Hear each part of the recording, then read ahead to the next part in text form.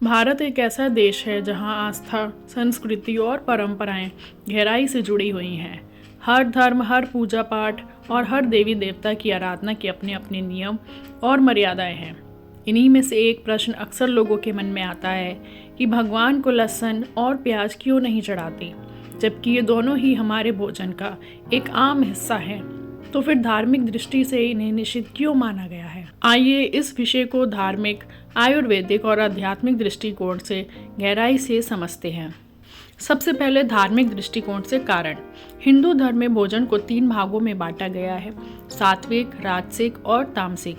यह विभाजन मनुष्य के स्वभाव, विचार और ऊर्जा पर भोजन के प्रभाव को दर्शाता है। सात्विक भोजन, इसमें फल, दूध, घी, अनाज, हरी सब्जियां और सूखे मेवे शामिल हैं।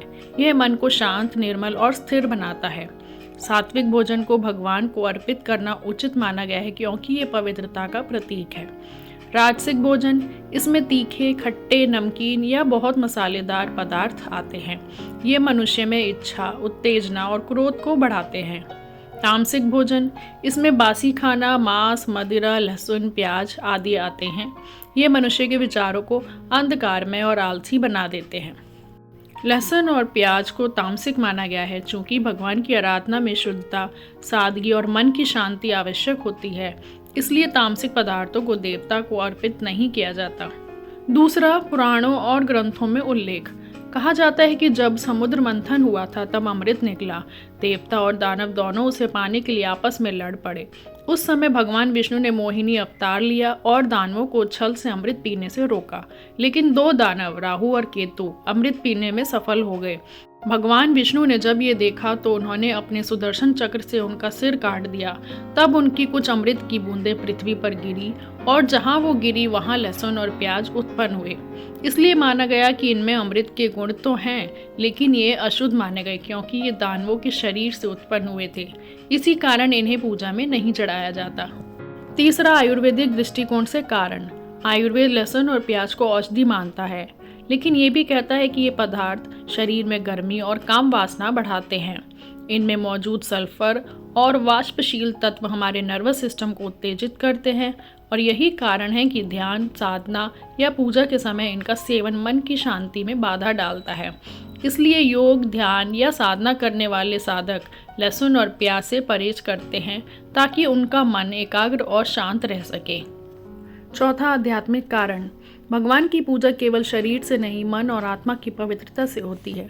जब हम भगवान को भोग लगाते हैं तो वह भोजन पहले ऊर्जात्मक रूप से शुद्ध होना चाहिए। लहसुन और प्याज में ऐसी कंपनाएं पाई जाती हैं जो मन में भारीपन और नकारात्मकता पैदा करती हैं। इसीलिए मंदिरों में भी नियम होता है कि सात्विक भोजन ही अर्पित किया जाए। यह भोजन केवल पेट भरने के लिए नहीं बल्कि आत्मा की ऊर्जा बढ़ाने के लिए होता है।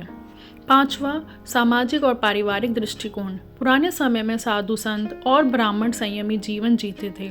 वह अपने मन, वाणी और आचरण से पवित्रता बनाए रखते थे।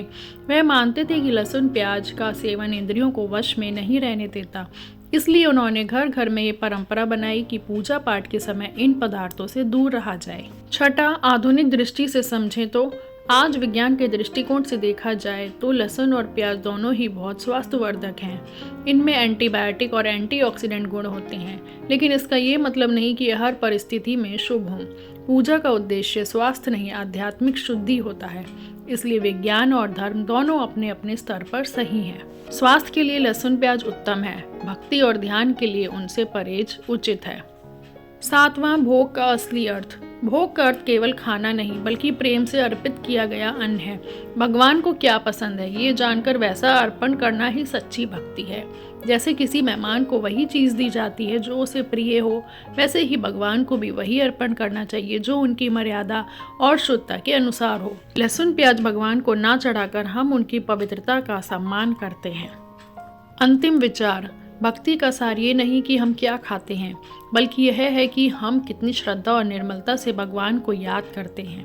परंपराएं हमें संयम सिखाती है ताकि हम अपने मन को काबू में रख सकें और ईश्वर के प्रति समर्पण में सच्चाई ला सकें।